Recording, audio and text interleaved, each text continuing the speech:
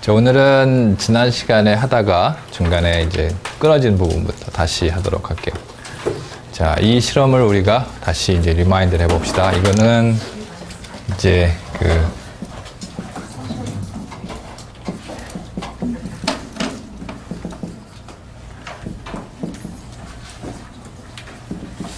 프라임 익스텐션 애널리시스라고 해서 이제 이 마이크로 RNA 이게 몇 번인가? 23번인가? 이 마이크로 RNA의 트랜스크립션의 시작이 어디인지를 찾아내기 위한 이제 실험을 했어요. 그래서 보시면 여기까지 아마 한 것 같은데 기억나시죠? 이제 이 프라임 익스텐션이라고 하는 것은 이제 간략하게 다시 소개를 하면 이 쥔에다가 쥔이 아니라 어떤 이제 지노믹 DNA에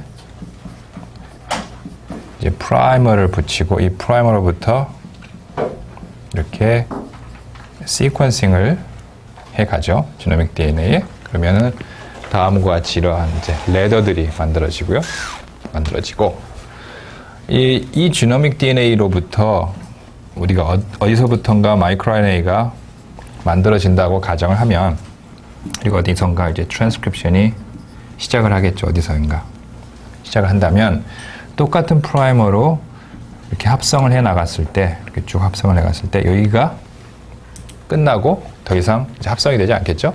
그래서 토탈 만들어지는 최종적으로 만들어지는 프로덕트는 이 프라이머에서부터 여기까지에 해당되는 어떤 하나의 프로덕트가 한 개의 프로덕트가 만들어질 거예요. 물론 트랜스크립션 스타트 사이트가 여러 개라면 이런 프로덕트가 여러 개가 만들어지겠지만 이제 그게 하나라면 한 개의 프로덕트만 만들어지고요. 따라서 여기로부터 시퀀싱한 결과와 이 프로덕트의 사이즈를 비교를 해보면 이 절에서 비교를 해보면 어디서 시작하는지 우리가 이제 판단할 수가 있게 돼요. 그래서 보시면 여기 요 밴드가 이렇게 보이는데 요쯤에서 트랜스크립션이 시작을 할 것이다 라고 우리가 이제 결론을 낼 수가 있게 됩니다.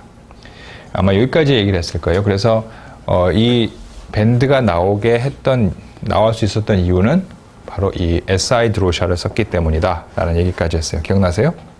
드로샤가 존재하게 되면 우리가 이제 다음 시간에 배울 내용이 이 드로샤인데 드로샤가 존재하게 되면 이 마이크로 RNA가 이렇게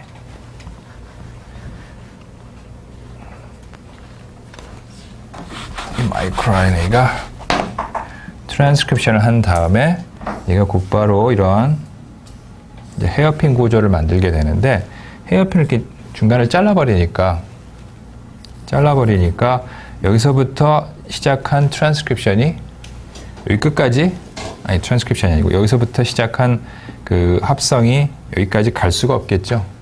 그래서 그냥 드로샤가 없는 그러니까 여기 마이너스부터 봅시다. 마이너스는 그냥 와일드 타입인데 정상적으로 드로샤가 존재하는 상황에서는 거의 이 프로덕트를 디텍트를 할 수가 없었어요.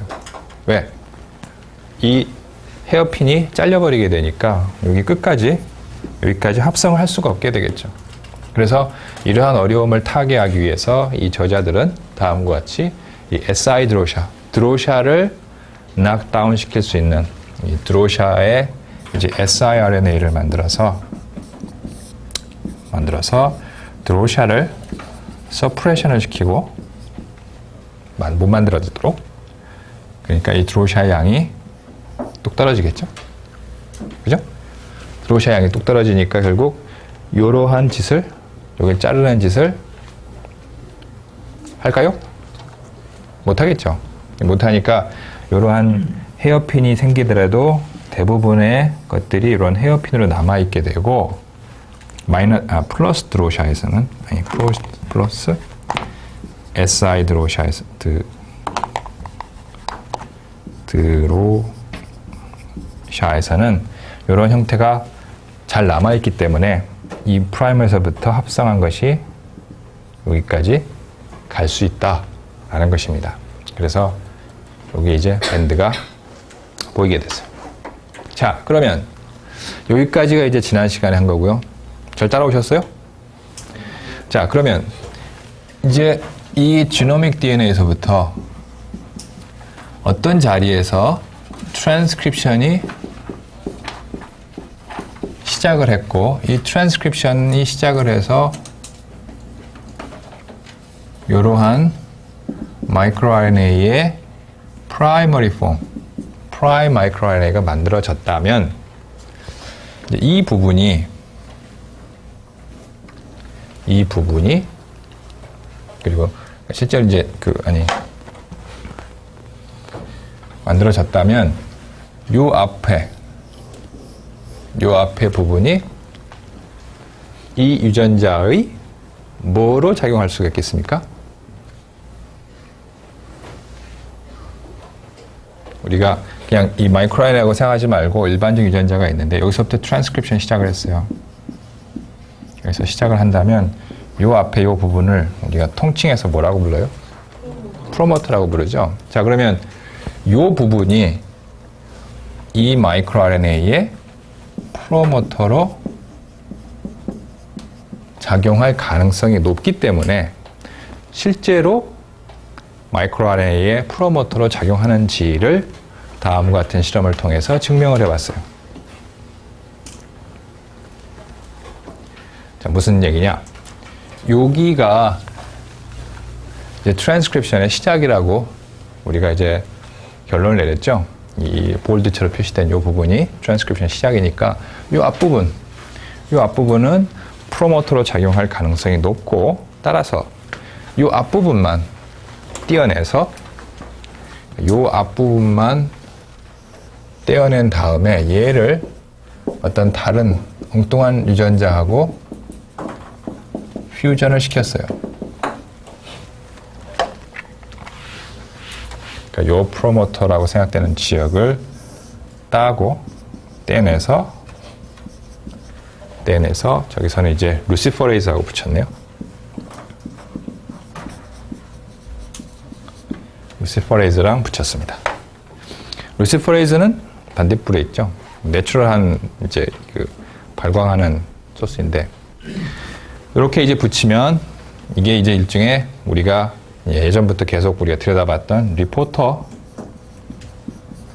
유전자로 사용을 했어요. 우리가 리포터로 봤던 거는 뭐 락지도 봤고요, 뭐 거스도 봤고, GFP도 봤고, 근데 이제 이 경우에는 루시퍼레이즈를 봤네요. 루시퍼레이즈의 장점은 뭐겠니? 발광이 되니까 관측이 쉽겠지? 루시퍼레이즈가 어떤 발광하는 걸 본 적이 있어요? 그냥 일반적인 빛을 생각을 해보세요. 빛. 자, 지금 이 루시퍼레이즈가 여기서 발광하고 있다고 생각을 해보세요. 어떻게 됐어요? 전혀 발광을 안 하죠. 다른 리포터에 비해서 GFP나 락지나 거스에 비해서 루시퍼레이즈는 이 half-life가 엄청 짧아요. 엄청 짧다는 것은 무슨 얘기냐? accumulate 된 이펙트가 거의 없다는 얘기예요. 내 말을 이해를 잘 하는지 모르겠지만, 예를 들어 뭐 2씩 이렇게 요만큼씩 발현을 하는 어느 정도 리포터가 있다고 칩시다. 근데 얘 half-life가 길면 조금 뒤에 만들어진 이것들이 계속 쌓여가지고 실제로는 뭐 1시간쯤 뒤에 봤을 때는 바로 전에 만들어진 발현이 아니라 그 전에 한참 전에 만들어진 것이 계속 축적돼 있단 말이에요. 그죠? 그런데 루시퍼레이즈의 경우는 half-life가 매우 짧기 때문에 바로 전에 만들어진 어떤 발현의 효과를 볼 수가 있어요. 축적의 효과가 아니라. 그래서 이러한 그 락지나 거스 이런 두 개, 특히 두 개의 것들은 half-life가 길기 때문에, 그러니까 낮은 양으로 꾸준히 발현하고 있는 것도 어떤 특정 한 포인트에서 봤을 때는 꽤 많이 발현되는 것처럼 보일 수가 있는데, half-life가 짧은 것들은 바로 만들어지고 없어져 버리기 때문에, 이렇게 half-life가 긴 거는 적은 양으로 계속 발현돼도 실제로 이것이 계속 축적이 되니까 어떤 한 포인트에서 봐서는 이만큼 보이는 것처럼 보이겠죠? 그러나 이 루시퍼레이즈 같은 거는 계속 만들어지고 없어지고 만들어지고 없어지니까 요만큼씩만 만들어질 때 루시퍼레이즈를 보면 실제로 요만큼 양밖에 없는 것처럼 보여요. 없는 것처럼이 아니라 실제로 그거밖에 없지.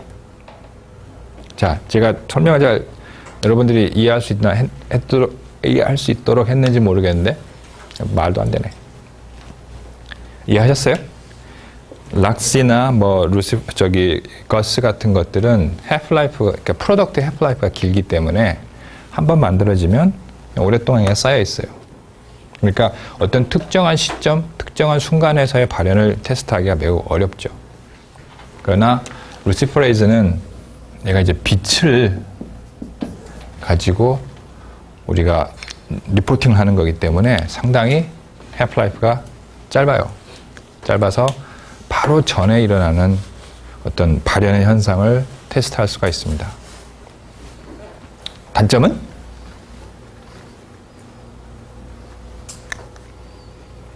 좋은 게 있으면 단점도 있을 거야. 그렇지. 뭐야? 비싸. 단점은 비싸요. 그러니까 이러한 그 락시나 거스, GFP 같은 그런 류의 서브스트레이트에 비해서 루시퍼레이즈를 쓰기 위한 이제 서브스트레이트가 루시페린이 있는데 그런 서브스트레이트가 엄청 비싸. 그래서 뭐 일장일단이 있지만 어쨌든 이 양반들은 루시퍼레이즈를 뒤에 붙여서 요 프로모터의 액티비티가 있는지를 봤어요. 자, 실험 방법은 간단하죠. 요 프로모터를 루시퍼레이즈 유전자에다 붙인 다음에 이 컨스트럭트에 더하기 뭘 넣어줬냐면은 루시페린 요 서브스트레이트를 넣어주고 이 뒤에 붙여놓은 놈이 발현을 해서 여기서 RNA가 만들어지고 여기서 다시 프로틴이 만들어지면 그러니까 루시퍼레이즈 엔자임이 만들어지면 이 서브스트레이트를 분해를 하게 되고 분해의 산물은 바로 이제 발광을 하게 되는 거예요. 따라서 우리가 이 지역, 아까 트랜스크립션이 시작하는 그 앞쪽 지역이 프로모터로 작용하려면 만약 작용한다면 루시페린을 넣어줬을 때 뭐가 관찰이 돼야 됩니까? 빛이 관찰이 돼야 되겠죠. 그 빛의 양을 이제 쟀어요. 쟀더니 이제 프로모터가 없는 컨트롤에 비해서 이 앞에 여기 약 한 600 베이스 정도의 프로모터 지역을 썼을 때 루시퍼레이즈 액티비티가 이 정도에 나타났어요. 그렇다는 얘기는 무엇입니까? 이 앞에 지역이 뭐로 작용한다? 프로모터로 작용을 한다 라는 얘기입니다. 여기까지 따라오셨습니까? 그래서 트랜스크립션 시작하는 것은 이제 우리가 지난 시간에 배웠듯이 프라이머 익스텐션 실험으로 확인을 했고, 그럼 이 앞에 지역이 프로모터로 작용하느냐에 대한 질문을 풀기 위해서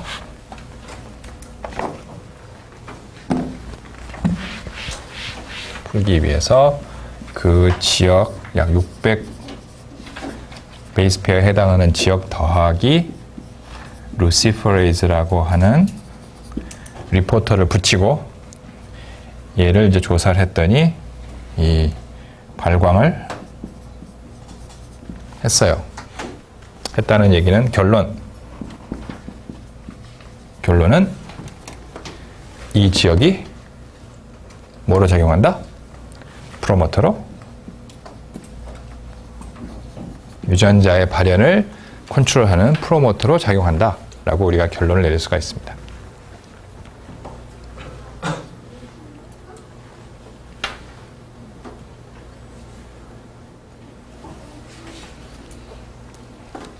자, 그럼 요거 2번 실험은 이제 우리가 여기 앞에서 배웠던 거를 다시 비슷한 맥락으로 다시 실험을 한 것이에요. 뭐냐?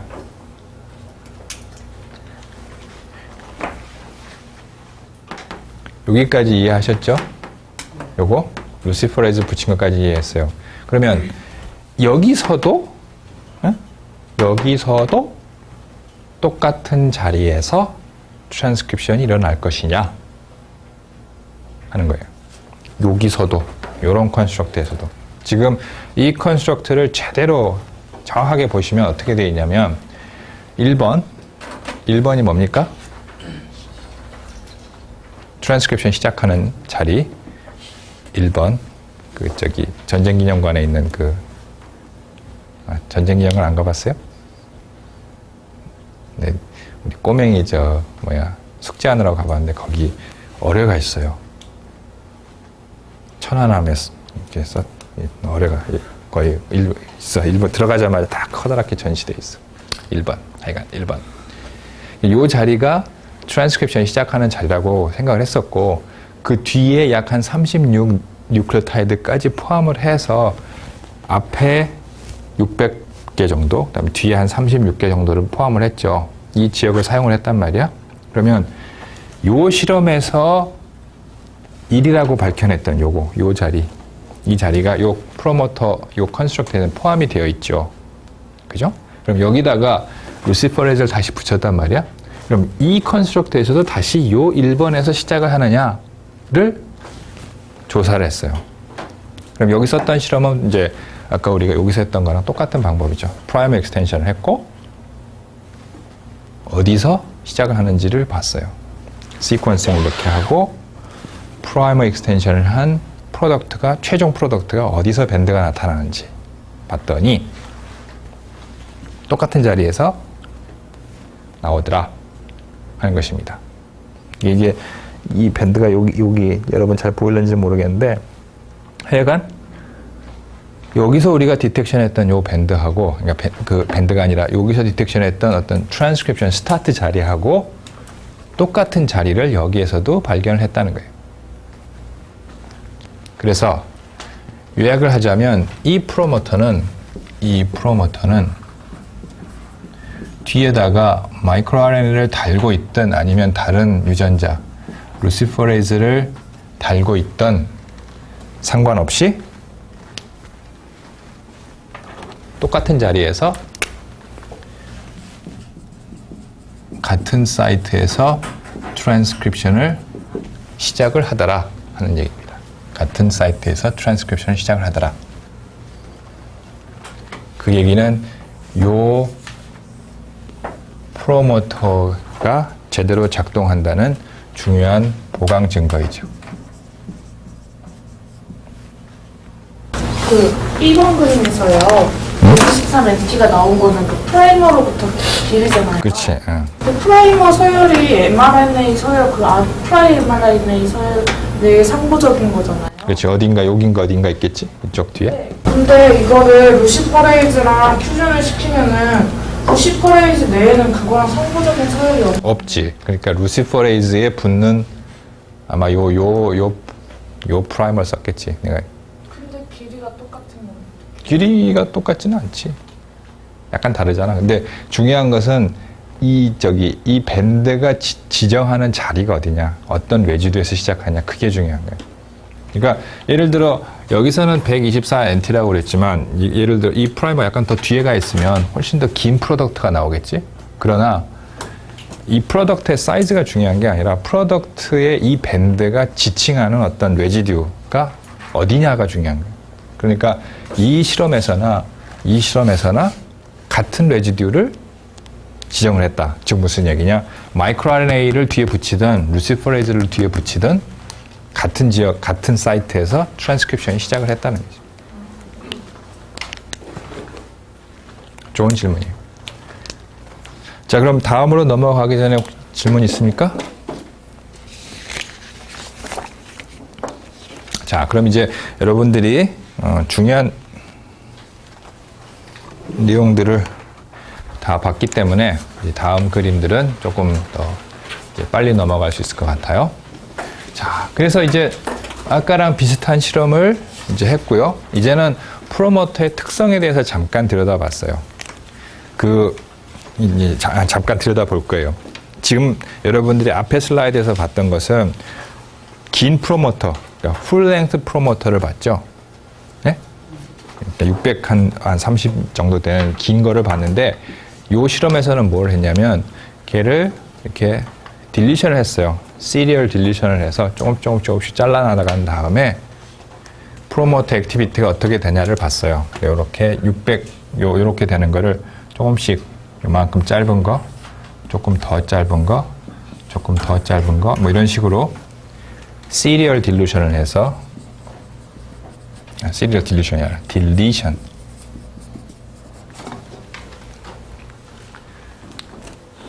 이렇게 이제 프로모터를 점점 짧게 만든 다음에 거기에 이제 액티비티가 어떻게 되는지를 조사를 했어요.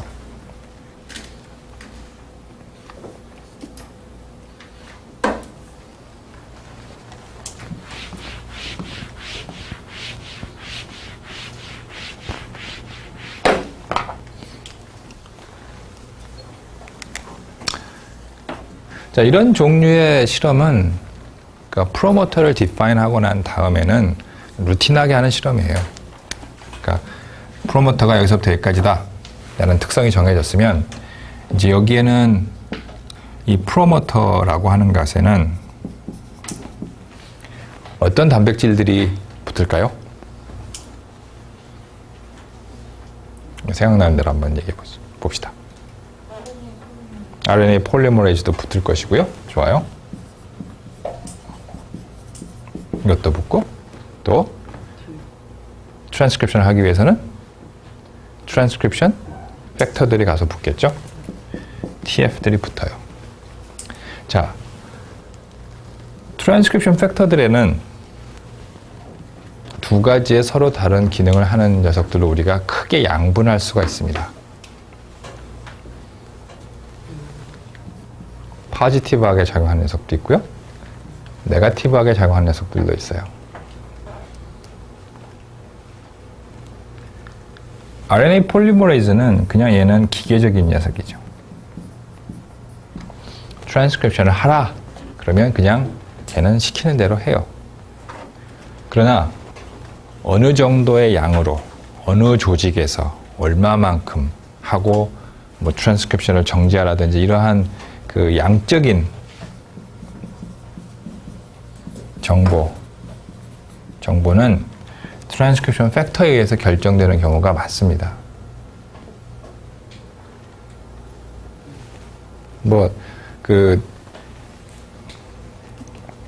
군대 다녀온 사람들이나 어디 인형을 따기 위해서 총을 쏴봤던 사람들이 이해를 할 만한 사례를 하나 들어볼게요. 총을 쏘잖아요. 이 총을 쏘면은 뒤에 이렇게 이 총알을 치는 게 있어요. 옛날 권총 보면 이렇게 돼 있잖아요. 총이 이렇게 있고 요 부분 얘가 방아쇠를 당기면 얘가 탁 치죠. 이게 치는 거예요. 얘는 그냥 방아쇠가 당겨지면은 오래 치는 일밖에 안 해요. 걔는 얼마만큼의 세게로 칠 것인지 누구에게 칠 것인지 이걸 결정하는 건 없어. 그냥 여기서 시키는 대로만 치는 거예요. RNA 폴리머리즈도 마찬가지예요. 결정을 해주면 걔는 그냥 시키는 대로 할 뿐이야.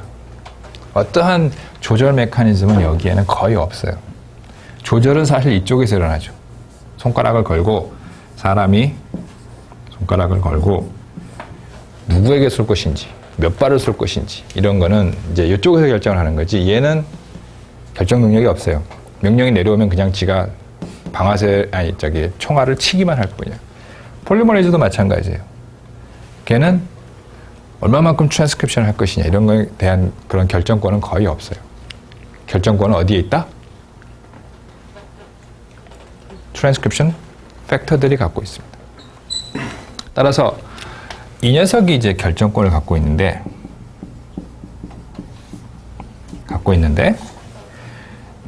트랜스크립션 팩터는 모든 것이 포지티브하게 작용하지는 않아요. 어떤 거는 네거티브하게 작용하는 것도 있어요. 트랜스크립션을 못하게 하는 것도 있고요. 여기까지는 이해하셨습니까? 네? 파지티브하게, 그러니까 전사를 하라라고 명령을 하는 그런 정보를 갖는 트랜스크립션 팩터도 있고 하지 말아라라고 하는 것도 있어요. 그런데 요새의 이제 정보들을 종합을 해 보면 트랜스크립션 팩터들이 한 개, 두 개 이 정도가 결합을 해서 유전자 전사를 하는 것은 아닌 것 같고 걔네들의 요거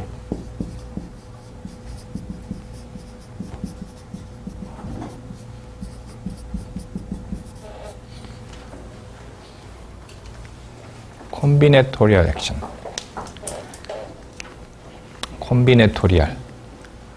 콤비네토리얼이 뭡니까? 수학 용어인데 여러분 뭐 수학 안 배웠어요? 캘큘러스 같은 거? 한국어로 배웠어요?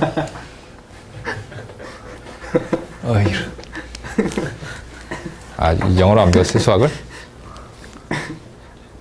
그럼 그 컴비네토리얼은 뭐예요? 조합이에요. 그 고등학교 때 그 순열하고 조합 배우죠. 예? 순열하고 조합 배우는데 어쨌든 조합이 중요하다는 거예요. 그러니까 단순히 어떤 그 트랜스크립션 팩터들이 몇 개가 모여서 얘가 뭐 플러스 하는 게 있으면 뭐 어떤 액션을 나타내고 이게 아니라 하나의 프로모터 지역에 여러 가지 다른 트랜스크립션 팩터들이 모이는데 그 조합이 어떻게 되느냐에 따라서 실제로 뒤쪽 유전자의 발현이 컨트롤 되는 것 같다라는 것이 최근의 그런 해석이에요.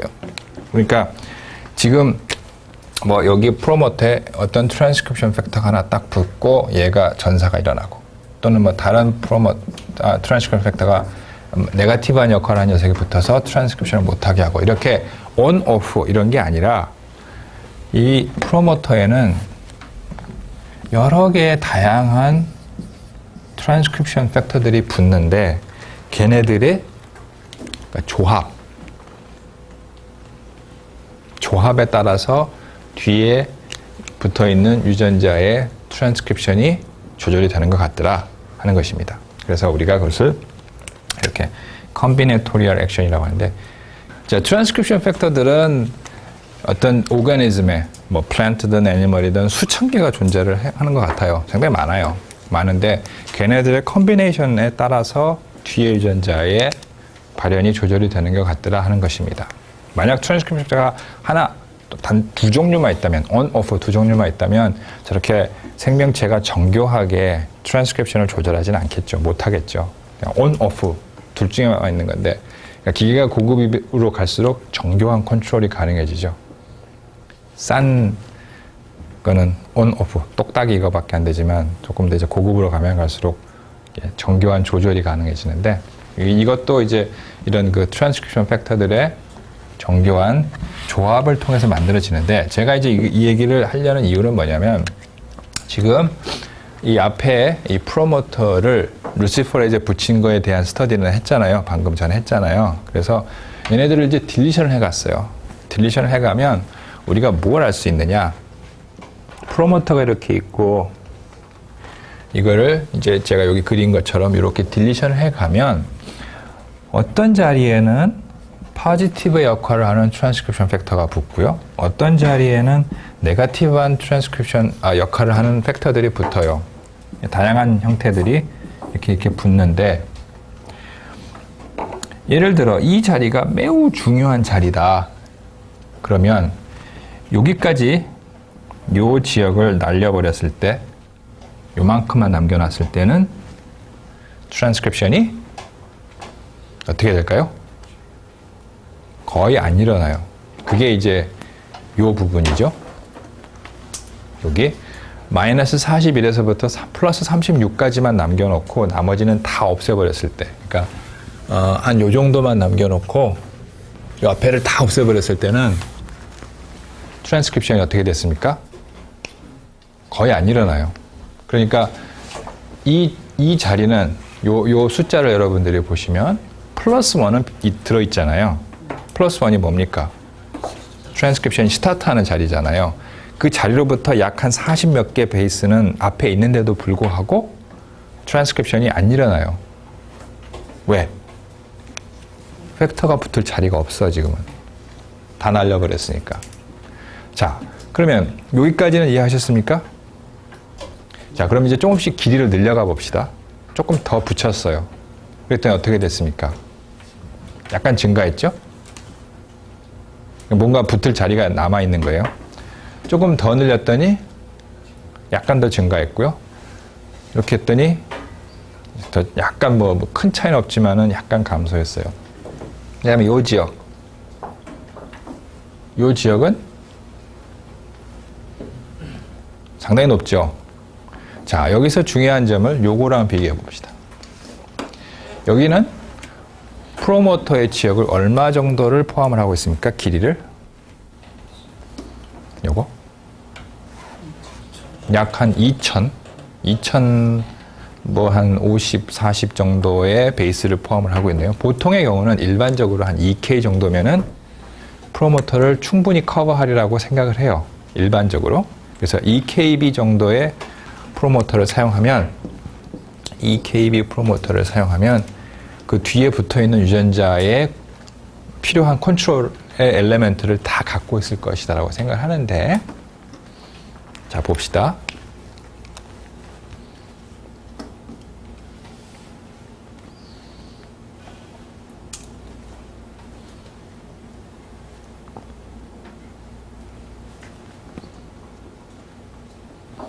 자, 이게 풀랭스의 프로모터 액티비티고요.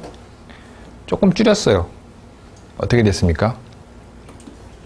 길이를 약간 줄였더니 액티비티 약간 줄었죠. 그러니까 2K로부터 조금 줄였더니 액티비티가 줄어든 걸로 봐서 이 지역에 뭔가 팩터가 붙는데 무슨 역할을 하는 팩터? 포지티브한 역할을 하는 팩터가 여기 붙을 것이다 라고 생각을 할 수 있고요. 그 다음에는 이렇게 쭉 해봐도 뭐 큰 차이가 없어요. 약간 늘어나긴 했지만 뭐 큰 차이는 없는데, 제가 얘기하고자 하는 바는 요겁니다. 요거, 요 녀석 600, 마이너스 600, 마이너스 800, 요 바로 전께 마이너스 800이고요. 요게 마이너스 600이에요. 그러니까 요 둘 사이에 한 200 뉴클레오타이드를 더 날렸을 때, 그러니까 요만큼 남긴 게 800짜리고요. 조금 더 줄인 게 600짜리인데 800에서 600으로 줄였을 때 어떻게 됐나요? 액티비티가 확 올라갔죠. 자, 그러면 여러분들의 똘똘한 머리로 여기에는 뭐가? 네거티브한 역할을 하는 트랜스크립션 팩터가 붙을 것이다 라고 우리가 예측할 수가 있어요. 이 자리에는.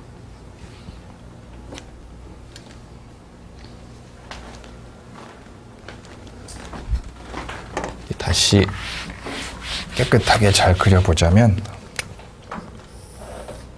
이게 2KB에 해당되는 프로모터이고요. 딜리션을 시켜나갔더니 액티비티가 줄었죠. 조금씩 더 줄어나가는데 요 지역 마이너스 800에서 마이너스 600 요 사이 요 지역을 띄어내버렸더니 전체를 쓴 것보다도 액티비티가 어떻게 됐어요? 높아졌어요. 높아졌다는 얘기는 이 지역에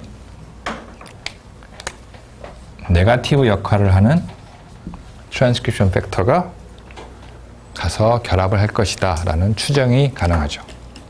그래서 이제 이걸 그려보면 뭐 여기에는 이제 포지티브한 역할을 하는 트랜스크립션 팩터가 붙고, 여기에는 마이너스 역할을 하는 게 붙고, 또 여기에는 뭐 플러스 역할을 하는 게 붙고, 그 다음에 이제 이쪽 거의 끝까지 날려버리게 되면 액티비티가 다 없어지는 걸로 봐서는 붙어야 될 것들은 다 이 앞에 다 붙고, 요 끝에 한 40이냐?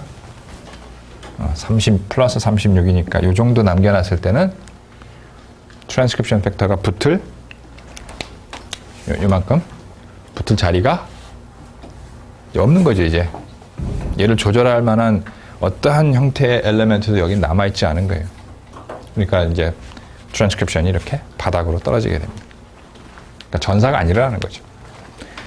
야, 그럼 이제 요것은 뭐 비슷한 맥락의 실험인데, 그 우리가 저번 시간에 요거 배웠죠. 기억나세요?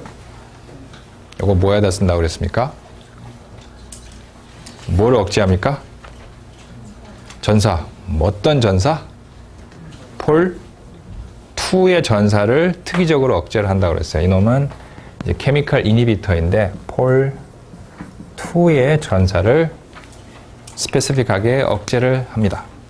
그래서 아까 우리가 계속 이 대상으로 삼았던 이 프로모터를 가지고 다시 또 에세이를 했어요. 해서 이 마이크로 RNA의 프로모터가 폴 2에 의해서 전사가 된다면, 이게 이제 이 논문의 가장 핵심 메시지잖아요. 폴 2에 의해서 전사가 된다면 아마니틴에 의해서 어떻게 돼야 됩니까? 아마니틴을 처리하면 억제가 돼야 되죠. 그죠? 전사가 억제가 돼야 돼요. 그래서 아마니틴을 처리하지 않은 것에서는 이러한 정도의 트랜스크립션을 하고 있는데, 아마니틴을 처리했더니 이렇게 뚝 떨어졌어요. 여기도 마찬가지로. 이건 컨트롤인데. 자, 그래서 그 결과도 이제 밑에 여기 나와 있어요. 요거는 이제 컨트롤 실험입니다. tRNA는 폴 뭐에 의해서 전사가 됩니까?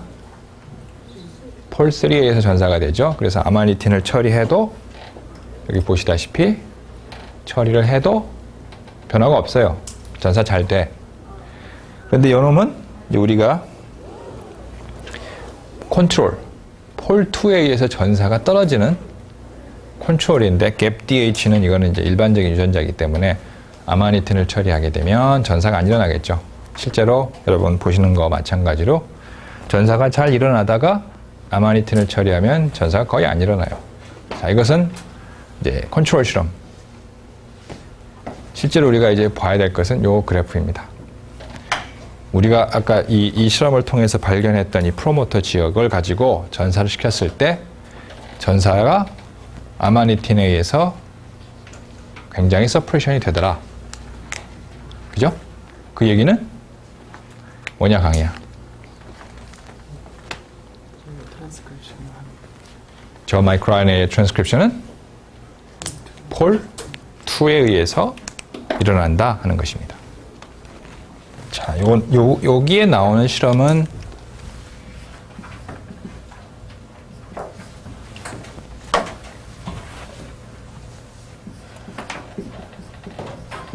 이 실험입니다.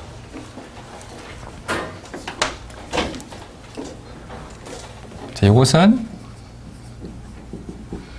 요거랑 달라요. I가 다르죠. 그래서 요것은 우리가 DNA 칩 또는 뭐 어레이 또는 마이크로 어레이 이 같은 지노믹스 할 때 쓰는 이렇게 조그마한 DNA 칩 있잖아요. 그런 것을 지칭을 하고, 요것은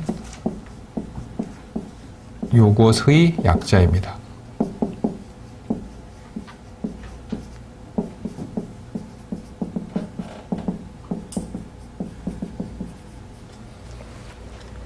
크로마틴 이뮤노 프레시피테이션.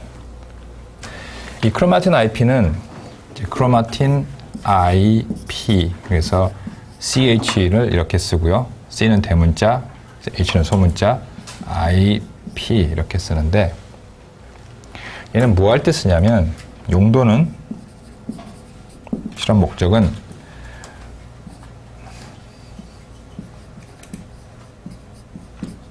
크로마틴, 그러니까 우리가 여기서는 쉽게 번역해서 지노믹 DNA라고 그럽시다. 지노믹 DNA에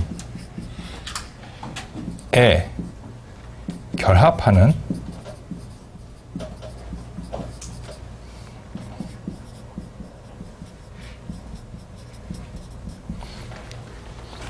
단백질이 있을 때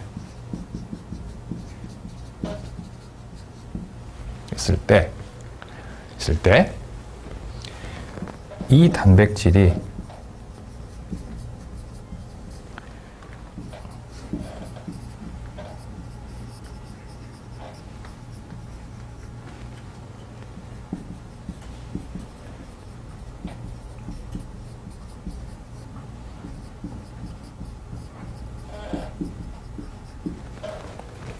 여기가 가장 중요합니다. 어느 시퀀스에 결합하는지.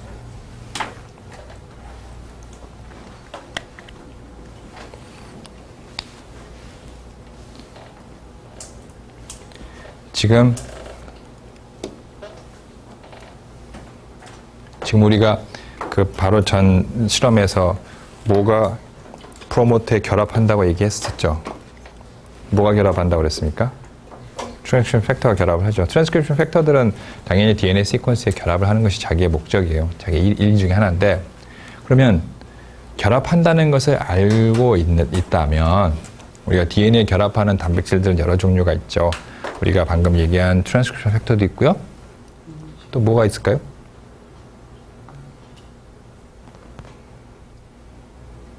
그렇죠. 일반 생물학계 DNA가 꼬여가 아니고 꼬여. 무슨 단백질? 네? 윤영아 뭐?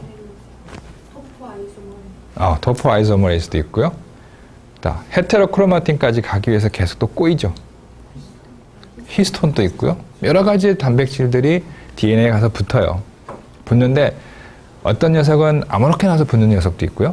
어떤 이제 트랜스크립션 팩터 같은 녀석들은 특정한 자리에 가서 붙어요. 그러니까 아까 우리 800에서 600짜리를 딜리션 시켰을 때 어떻게 됐습니까? 액티비티 확 올라갔죠. 그러니까 어떤 특정한 트랜스크립션 팩터는 그 자리에 가서만 붙는다는 얘기인데, 그래서 이 크로마틴, 그러니까 즉 지노믹 DNA에 결합하는 어떤 단백질이 있다는 것을 알고 있을 때 그 단백질이 도대체 어느 시퀀스에 가서 결합하는지를 알고자 할 때 사용하는 방법이 이 크로마틴 IP입니다. 자, 여기까지는 목적은 이해하셨습니까? 자, 그럼 구체적인 실험에 대해서 알려드릴게요. 지노믹 DNA가 있어요. 또는 크로마틴이라고 그럽시다. 크로마틴인데 여기 이제 제가 프로틴 하나만 그릴게요. 딱 하나만 이해하기 쉽게. 이 어떤 단백질이 있는데 이 단백질이 여기에 와서 결합을 합니다. 그건 알고 있어요. 네? 결합한다는 사실은 알아. 어디에 결합하는지를 몰라요. 이제 그걸 알려고 하는 거야. 자, 그러면 어떻게 아느냐? 이 단백질에 특이적인 엔티바디를 써요.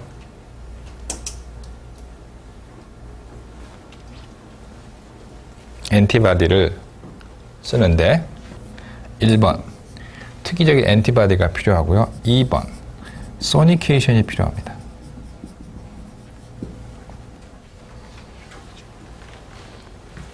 소니케이션은 왜 하느냐?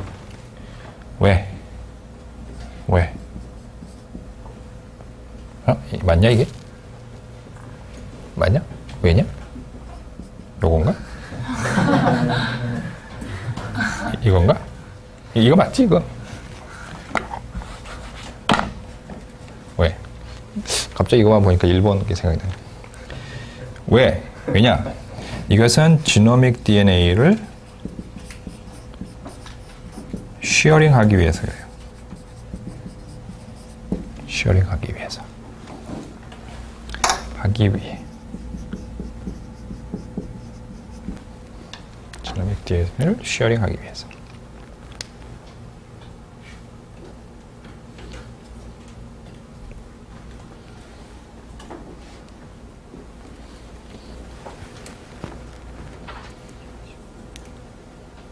잘 이해가 안 되죠? 지노믹 DNA를 쉬어링하기 위해서. 쉬어는 뭐예요? 자르는 거예요. 자, 소니케이션은 뭔지 알죠? 소니케이션, 초음파를 써서 DNA를 부시는 거예요. 초음파 어디서 많이 여러분 볼 수 있습니까? 저런 비슷한 기계를 우리가 많이 길거리에서 볼 수 있어요. 뭐 할 때 씁니까? 안경점에 가보면 요만한 한 요 정도 되는 크기의 기계에 물 같은 거 담겨 있고 안경을 부숴서 지직 하면은 안경이 엄청 깨끗해지죠? 그게 이제 음파를 내서 세척을 하는 것인데, 이런 소니케이션을 해서 어떤 강력한 음파 에너지를 이제 부으게 되면 이 DNA들이 토막 잘리게 돼요. 그래서 DNA가 쉬어링이 일어납니다. DNA가 랜덤하게 부서져요. 초음파를 소니케이션을 강하게 하면 아주 잘게 부서질 것이고요. 이제 약하게 하면 적당한 큰 크기로 부서질 텐데, 어느 이제 적당한 크기로 부서지도록 보통 한 200, 100에서 한 200 정도의 뉴클레오타이드로 부셔지도록 소니케이션을 해요. 그러면 뭐가 일어나냐? DNA가 있는데 DNA가 토막이 나요. 여기까지는 이해하셨습니까? 소니케이션을 하면 DNA가 어떻게 된다고요? 토막이 나요. 네? 오케이? 그 다음에 토막을 냈어요. 토막을 낸 다음에 순서를 바꿉시다. 1번 토막을 낸 다음에 2번 이 단백질을 이 토막된 녀석들에게 넣어줍니다. 얘를 여기다 넣어줘요. 넣어주면 이 단백질은 지가 결합하는 시퀀스가 있을 거 아니에요. 그 시퀀스에 가서 이렇게 결합을 할 겁니다. 제가 이 파란색으로 표시한 요 시퀀스가 있다면 이 시퀀스에 가서 결합을 할 거예요. 자, 여기까지는 따라오셨습니까? 어떤 단백질이 있는데 결합하는 건 알고 있어요. 어디에 결합하는지는 모르지만 쉬어링을 한 이 DNA 쪼가리들, 크로마틴 레벨에서 전체 지노믹 DNA를 다 조각을 낸 다음에 이 단백질을 넣어주면 어딘가에 결합을 하겠죠. 네? 그러니까 문제는 요게 어디냐가를 찾아내야 되는 거 아니에요. 요거. 이게 뭐냐를 찾아내야 되는 거죠. 그죠? 요 파란 게 뭐냐를 아는 것이 이 실험의 목적이에요. 그래서 그럼 이 파란 것을 얻어내야 될 거 아닙니까? 그죠? 요 놈을 얻어내야 돼. 얻어내기 위한 방법으로는 요거를 씁니다. 요거. 이 특이적인 엔티바디를 이렇게 붙이면은요, 엔티바디가 이렇게 이 단백질에 붙어요. 그러면 엔티바디가 엄청 커요, 사실은. 상당히 큰 매크로몰레큘이거든요. 상당히 큰 게 여기 가서 이 단백질에 붙었어요. 그러면 이 파란 시퀀스는 좀 더 길게 이렇게 해봅시다. 이 정도의 시퀀스는 어떤 바인딩 프로틴이 붙었고요. 이 바인딩 프로틴에 특이적으로 결합하는 엔티바디가 붙었어요. 그러면 얘는 지금 요렇게는 어떤 조성을 갖고 있냐면 시퀀스 더하기 트랜스크립션 팩터 더하기 엔티바디라고 하는 이 세 종류를 다 가지고 있어요. 요렇게.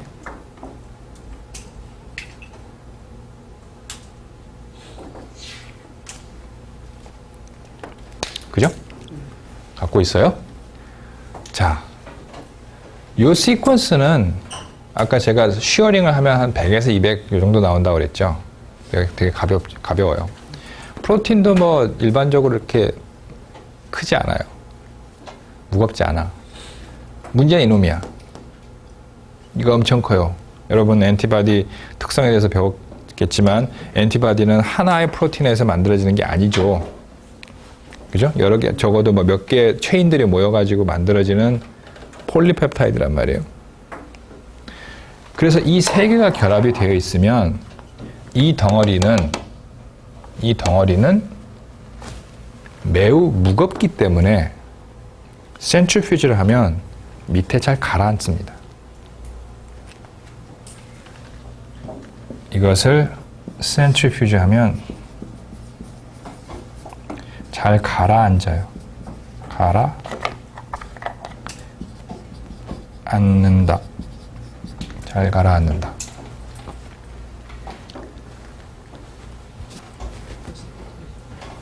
자, 가라앉는다는 게 바로 요거죠? 프리시피테이션이죠? 뭘 이용해서 프리시피테이션 했습니까? 엔티바디를 이용해서. 그래서 이뮤노가 붙었어요. 어디로부터? 크로마틴에서부터. 크로마틴에 엔티바디를 붙여서 침전을 시켰어요. 자, 그러면 다시 한번 정리해 봅시다. 지노믹 DNA에 뭐가 가서 붙어요. 근데 어디에 붙는지를 몰라. 그러면 지노믹 DNA를 소니케이션을 해서 일단 쉬어링을 하고요. 그럼 쉬어링 하면 그 튜브 안에 쪼가리들이 막 이제 둥둥 떠다니겠죠? 여기에 이 프로틴을 집어넣었어요. 그럼 이 프로틴은 지가 가서 붙어야 될 자리에 가서 붙어 있어요. 그런데 요거랑 까만 요 동그라미만 갖고는 이거를 회수할 수가 없어. 아직도 가벼워. 그렇기 때문에 여기에다가 이 까만 프로틴에 특이적으로 결합하는 엔티바디를 집어넣어 주게 되면 엔티바디가 이 프로틴에 결합을 하고 이 프로틴은 시퀀스를 결합을 하고 있죠. 그래서 이 세 덩어리가 매우 무겁기 때문에 원심 분리를 하면 얘들이 가라앉아요. 나머지 요 녀석들은 둥둥 떠 있고 요놈만 가라앉게 됩니다. 가라앉아요. 프리시피테이션이 돼. 이해하셨습니까? 그 다음에 단백질을 가라앉은 것만 회수해서, 그러니까 회수를 한 다음에, 가라앉는 것만 회수한 다음에 단백질을 제거합니다. 뭐 프로테이즈 처리를 하든지 약간 단백질 없애버려요. 그러면 우준아, 뭐만 남았냐? 결합한 DNA만 남았죠. 그죠? 결합한 DNA만 남았어요. 그럼 뭐가 남았냐? 결합한 DNA만 남았습니다. 결합한 DNA만 남았어요.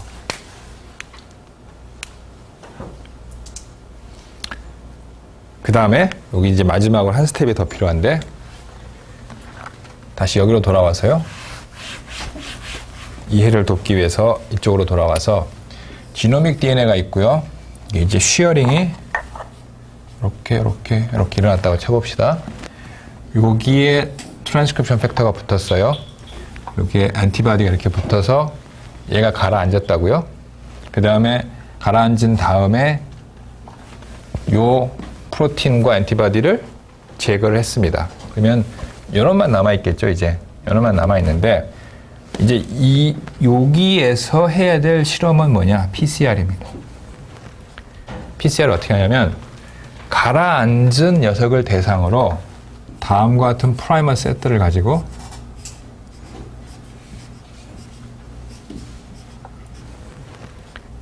이런 프라이머 세트를 가지고 PCR을 해봐요. 그러면 제가 여기 1번부터 숫자를 붙여봅시다. 1번 세트, 2번 세트, 3번 세트, 4번 세트, 5번, 6번, 7번까지 7개의 프라이머 셋이 있는데 1번하고 2번 PCR이 될까요?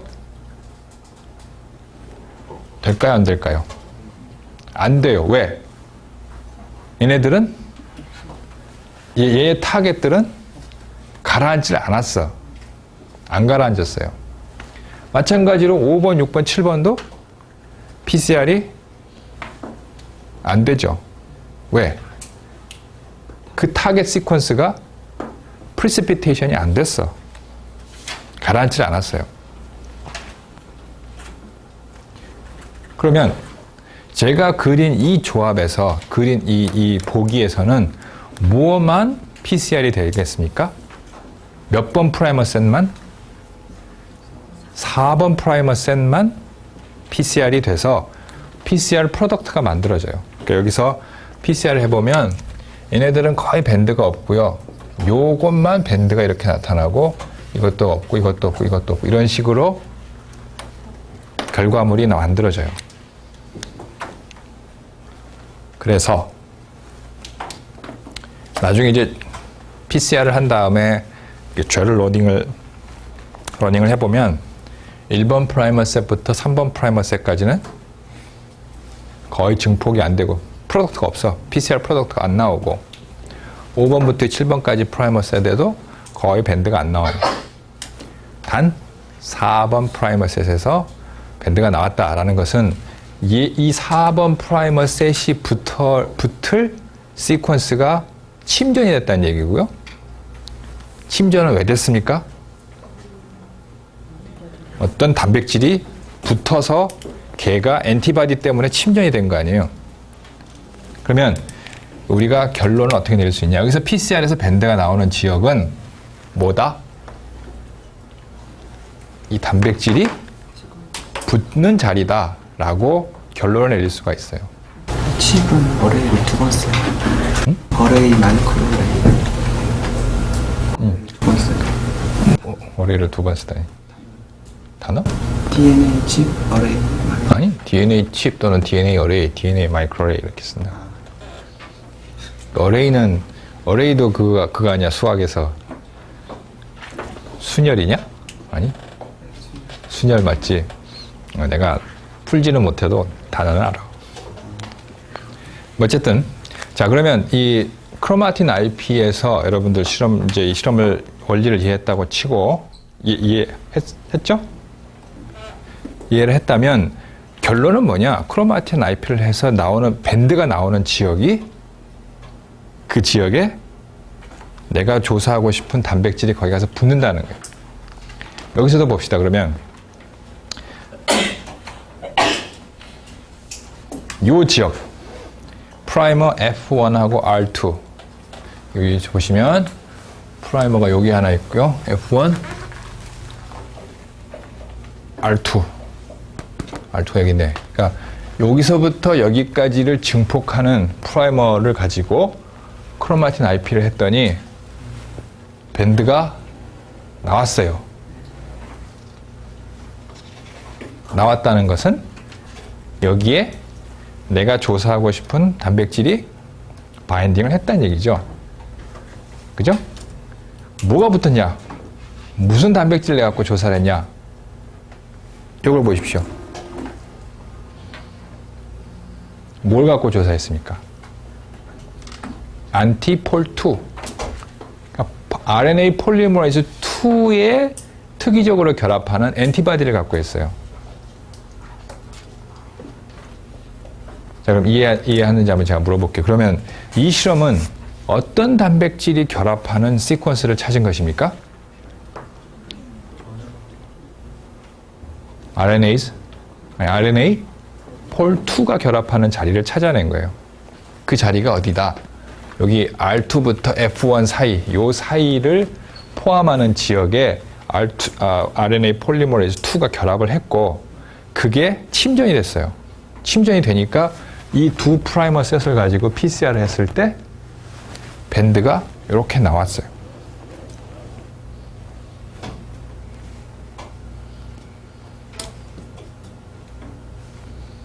이해하셨습니까? 이제 이게 컨트롤인데요. 엔티폴2의 P. 이건 뭐냐면은 폴2인데 포스포릴레이션이 된 폴에 결합하는 엔티바디예요. 그러니까 포스포릴레이션이 된 폴리머레이즈에 결합하는 엔티바디를 써서 떨어뜨렸을 때는 밴드가 없어요. 없다는 것은 포스포릴레이션 된 폴2는 저 자리에 바인딩하지 않는다. 그러니까 포스포릴레이션 안 된 폴2가 가서 결합을 한다라는 얘기입니다. 그래서 저 실험을 다시 이제 정리를 해보면 자기들이 땡큐. 깜짝깜짝 놀래. 자기들이 발견한 프로모터 지역이 있죠.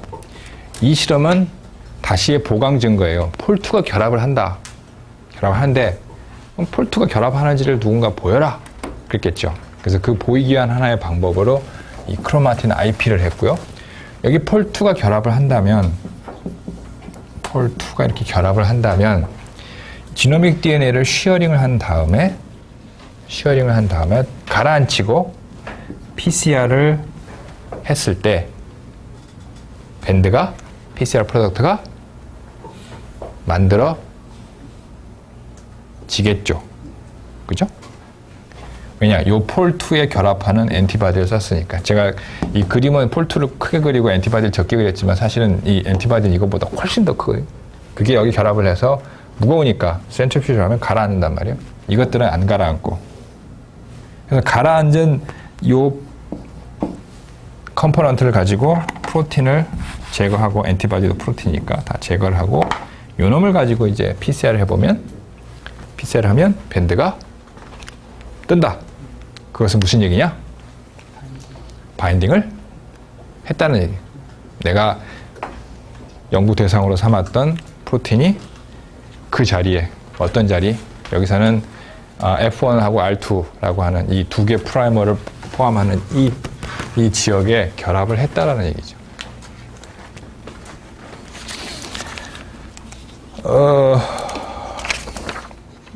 이 논문 이렇게 진도가 안 나가냐? 그러면 여러분과 처음에 약속한 것도 있기 때문에 새로운 데이터는 얘기하지 말고 오늘 배웠던 내용을 정리를 해봅시다. 자, 오늘은 여러분들이 그 기억할 만한 이제 크게 중요한 내용들로는 1번이 이제 크로마틴 IP에 대한 실험을 여러분들이 배웠습니다. 크로마틴 IP는 지노믹 DNA, 그러니까 크로마틴에 어떤 단백질이 결합을 했을 때 어느 자리에 결합을 하는지를 보고자 하는 실험이에요. 이것은 다른 그 종류의 실험에 비해서 크로마틴을 대상으로 했기 때문에 다음과 같은 장점을 갖고 있습니다. 뭐냐?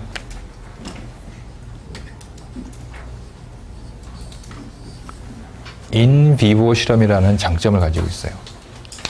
다른 것들은 뭐 인비트로, 뭐 프라이머를 합성을 해가지고 분나 안 분나 이런 여러 가지 테스트를 튜브에서 하는 것들이 있는데 그런 거에 비해서 훨씬 더 데이터가 본래 상황, 본래 셀 안에서 또는 개체 안에서 일어나고 있는 상황을 조금 더 잘 재현을 시켜줘요. 그래서 인비보 데이터로서의 특성을 가지고 있어요.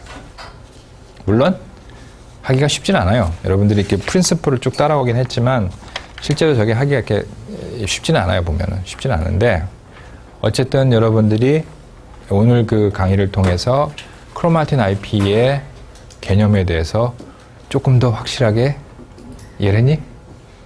그래서 오늘은 이 크로마틴 IP에 대해서 배웠고요. 두 번째로는 그보다 조금 마이너한 얘기인데 프로모터의 딜리션에 대해서 배웠어요. 딜리션을 시켜서 어떤 특정한 프로모터 시퀀스에 어떤 트랜스크립션 팩터들이 와서 결합하는 거, 그것의 콤비네이토리얼 액션에 대해서, 그 개념에 대해서 여러분들이 배웠습니다. 물론 콤비네이토리얼 순열인가 조합인가는 여러분이 나보다 더 잘 알겠지만 어쨌든 그 두 가지의 핵심 메시지, 크로마틴 IP하고 프로모터의 딜리션, 이것은 콤비네이토리얼